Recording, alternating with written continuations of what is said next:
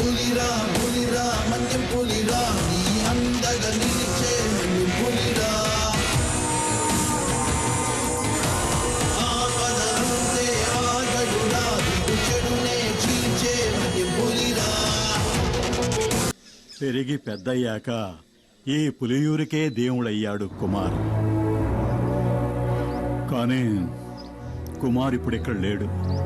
ఈ ఊరు మొత్తం ఎదురు చూసేది అతని కోసమే. కుమార్ ఇప్పుడు ఎక్కడుంటాడు?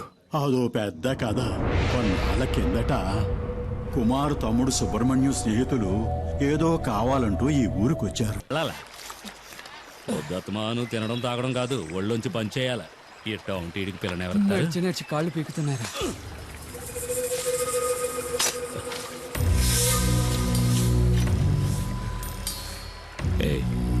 నేను ఎస్ఎన్ చెప్తే భయపడవుగా?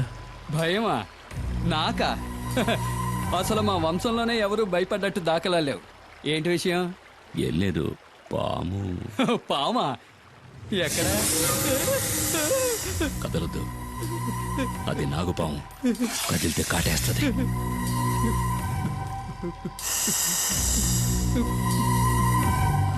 దాన్ని కొట్టి చంపేయండి. చంపాలా? ఎందుకు? పావేం పాపం చేసిందయ్యా? అడవనేది పావులకి, పొరుగు పుట్రకి, మృగాలకి సొంతం. ఆ ఉన్న చోటికి మనం రావడమే తప్పు.